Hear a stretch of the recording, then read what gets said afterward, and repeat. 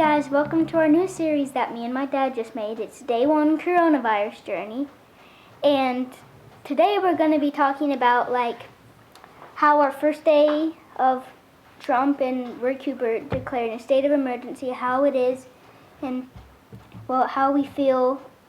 So if he decides to turn on the comments, comment what you think if they made a good choice, like declaring a state of emergency and closing school for a week or two, or 2 Okay, weeks. but what state do you live in? We live in North Carolina. And what did your governor, what did he do today? Okay, so our governor, Roy Cooper, it was Facebooked or tweeted something on social media. He Facebook or tweeted that he was going to declare a State of emergency for North Carolina. Yeah, state of emergency for North Carolina. And he decided to close all schools for 2 weeks in North Carolina. Right. And so what it boils down to is we're going to kind of start as a day one here, because this is the first day where the effect of what's going on really hit home, as far as, his school pretty much. They say 2 weeks. I honestly think that I think they have 40-something school days. 42 school days left. I think they're just going to cancel the rest of the school year. But anyway, there has to be a starting point. So today's going to be our day one on the coronavirus journey, and regardless of how close or how much more or less it affects us, we just wanted to chronicle kind of through it as far as our perspective living in April. Crap. what? I guess You can it's not bleep bad that to say out. that. Well, I guess Just leave it out. it's not bad. At least I didn't say. You know people can edit out your hand. They can't edit out my hand. Yeah, they can. That's You magic. messed it up. So they can make my hand go like this. Yes. Do you know what editing is? Are you serious? North Carolina. If you want to find us, come see me. But you have to find out the address. Yeah, good job. Anyway, moving on. So we're on day one, and as far as what we've done to prepare so far, we bought extra groceries. And a bunch of Fruit Loops. And a ridiculous amount of Fruit Loops. Eh.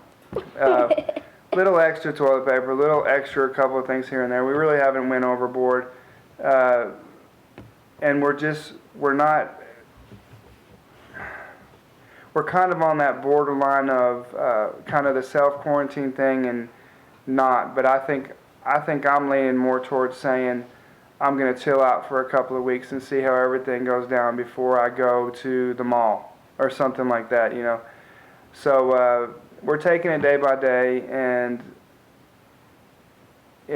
I'm a Christian, so it's not stressful to me because I fully and totally trust in God, and I have no worries about anything that could possibly happen to me as far as my flesh. But it's worrisome for your family a little bit here and there when your mind starts running a little bit, and the news is on a loop, and you watch it for 30 minutes, and then they're like blah blah blah, and then you're like, oh my gosh. But then once you really think about it, in this world we live in, there's threats to us every day, all day. This is another threat. Maybe there was a threat a few months ago, with Trump and the. There's always a threat. Yeah, bro. Always. With war threat. Yeah, with everything.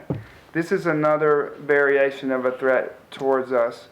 Yes, it's scary. Yes, it's fast-moving and all that, but we have to treat it as something else that threatens us human beings, and we have to do things the best way we can to protect ourselves. And I think at this point, I agree with most of what I've heard and seen, is that distancing yourself from pretty much everything at this point for now is the safest bet to protect this country as a whole.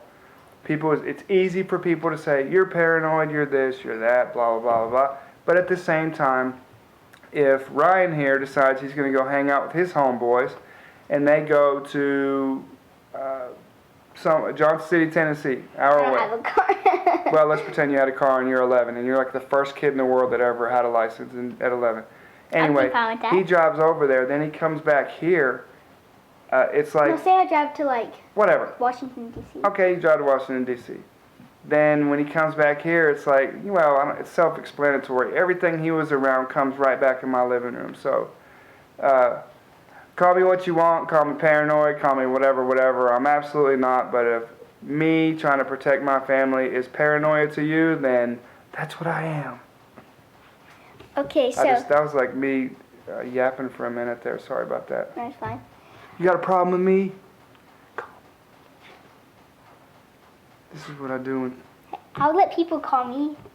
Really? Yeah. You want, really? Yeah. You give out your phone number, bro, and I'm going to take your phone. And I'm going to run it over 17 times, and I'm going to throw it in that pond out there after I let the dog take a dump on it. Okay. That didn't make any sense. Okay, so why Roy Cooper declared a state of emergency was because there was 15 cases this morning of the coronavirus. Then it went up to 26, 23. Yeah. Oh, we forgot to say the date. That would probably help. It's like the 14th, right? Yeah. Oh, very good. March 14th, 2020. Yeah, March 14th, 2020, Roy Cooper declared a state of emergency because the number went up by 11 coronaviruses confirmed in like 8 hours. The coronavirus went up by 11 in like 8 hours. It was 15 in the morning whenever me and my dad checked it. And then about like, what was it, like 3:30? Yeah. We checked it again on the news. It said breaking news. So me and him looked at it and it said the cases have went up by 11. Well, we didn't say that, but like it said cases have went up and it was like 15 and then it was at 26.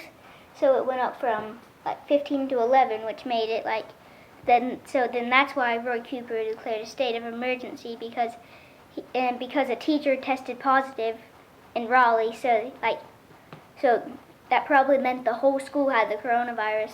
If like say that teacher was with like 15 kids, probably all those Right. 15 kids might most likely have it. Right. It's not guaranteed, but you know. The teacher walked around the whole school. Right. And so they closed. Roy Cooper declared a state of emergency for North Carolina. And didn't Trump declare a state of emergency for the whole Yes. world? Not world. And somebody posted on Facebook today, I saw one of my good friends. It's easy to say people overreact and all this stuff and blah, blah, blah. But if people don't do these things and they don't stop school or they don't do this, and then the virus comes and just obliterates where we live, then people are going to say, you didn't do enough, you didn't do enough. And what they wrote at the end of the post was, you can't win. And what that means is, if I self-quarantine my family and nothing happens, you overreacted, but then I don't self-quarantine my family, and then my family's affected by this because we went out and did all this stuff. You should have stayed home. So no matter what you do, somebody's going to come at you and say this and say that. So my advice to all you is be you. Do whatever you think, whatever you feel in your heart, whatever you feel God's telling you, do it. Don't worry about anything. Don't worry about anything people think about you or say about you. Because at the end of the day, my situation, I got to protect this little rock kid. And if I'm like, well, I think maybe we shouldn't go here, but so-and-so will think weird about me, and they might say something bad about me, and if they see me doing this, forget all that noise, man. This is my son. I make decisions based on other people's opinions. It could get him hurt. Are you crazy? Like, you want some of this? You want some of this? Don't get demonetized. Demonetized? Yeah, just don't. Oh. Thank you guys for watching. Please like, comment, and subscribe. Comment what you think down in the comments.